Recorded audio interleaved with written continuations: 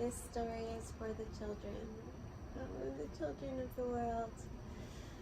And it was gifted to me by an oak tree that I met in the south of France. And it was a lovely oak tree. And the story is of the dragon that lived in the valley where that great oak tree stood watch. And so the story is called The Dragon and the Great Oak Tree. And it begins with a dragon who was known as the fiercest of dragons. And kings from every land would beg him to fight their wars for them, for it was known that he never lost a battle. And after thousands of years living in this way, the dragon grew tired of fighting. And he escaped into a valley in the south of France, which was guarded by the great oak tree. And he fell asleep amidst the oak groves and slept for hundreds of years as moss grew over him and birds lay their nests in his horns, and he was wrapped in a bed of ivy. And he slept and he slept and he slept and he slept, and he didn't dream at all. And gradually he started to feel wakened by the sounds of children crying in his dreams. And their cries grew louder and louder and louder until suddenly he was pulled right from his 1,000-year slumber. And he was so disturbed by the cries he had heard in his dreams that he couldn't help but tell Mother Squirrel about it. And Mother Squirrel listened and she nodded her head, but she didn't know how to help him. And so the dragon was quite concerned. And well, the thing is, squirrels are notorious gossips. So, by the time the sun had risen above the trees with the noonday, with the midday, the entire forest was abuzz with the news that the dragon had awoken and that he had dreamed of children's cries in the night. And so the birds were talking to the squirrels, who were talking to the dragonflies, who were talking to the frogs, and everyone was trying to make sense of the dragon's dreams.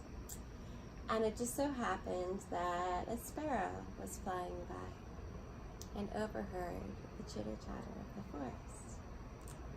And so he landed on a maple branch and he listened to the conversation of the forest. And then he turned to the closest tree frog and he said, "Will you take me to this great oak? I need to talk to this dragon." And the tree frog said, "Well, I don't know how to get there, but I bet that if you ask Dragonfly, she could show you the way." And so the swallow sparrow asked the dragonfly, and the dragonfly led him to the great oak tree. And he said, "Dragon!" But the dragon didn't hear him. He said, "Dragon!" And the dragon didn't hear him because they were so loud. And then he just let out a song from deep inside of his heart, and the entire forest stopped and turned to look at the sparrow. And the dragon said, "Yes?" And he said, "I know the children of which you have dreamt. I was flying several days ago and came upon a castle that was high in the mountainside, several days' flight from here.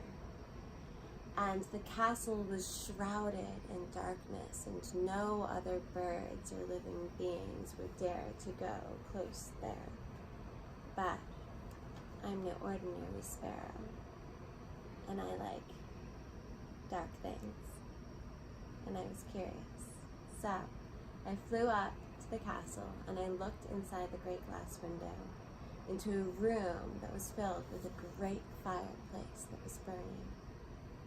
And in that room were men in dark cloaks, gathered in a circle, and there were children in cages and chains, and the men were doing unspeakable things.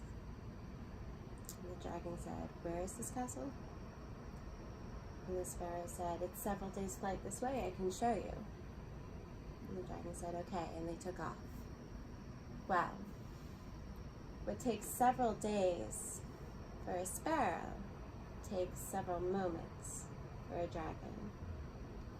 And it wasn't long before he came upon the castle, and he drew closer and closer and could hear the cries of the children.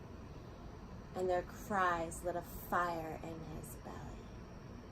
And so he burst his way through the great glass window to a great shattering, and the children screamed and huddled in one another's arms. And the men turned in fear and crouched together, hiding behind an altar upon which unspeakable things were taking place. And the dragon took a deep breath in his anger, and he was almost ready to destroy what he had found, directing that anger towards these men. And then he realized these men were just scared children themselves. Look at them cowering there behind their altar. They weren't worthy of his fire.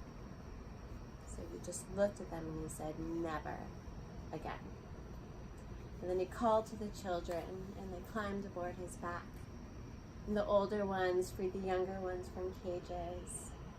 And the dragon snapped their chains with his great jaws. And with one puff in the direction of the huddled men, which singed the ends of their great black cloaks and caused some of them to wet themselves,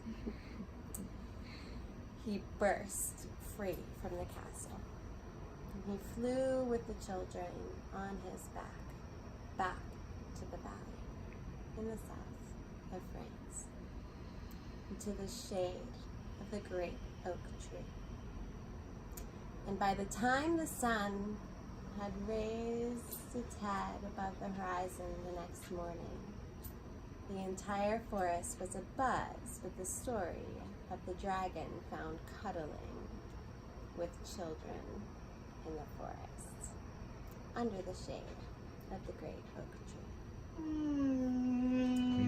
And so it was, the children became the children of the forest.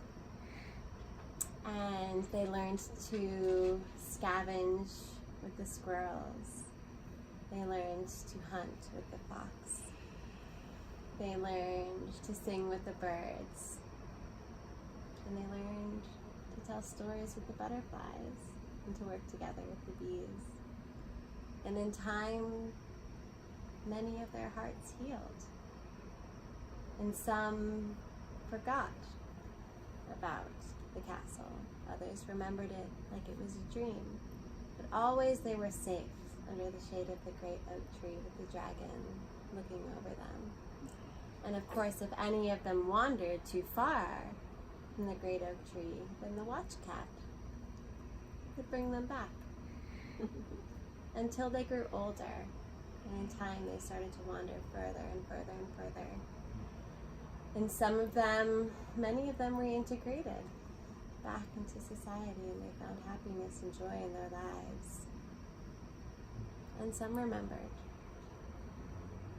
But the dragon, many years later, returned to the castle, and he burnt it to the ground so that those memories would have nowhere left to live.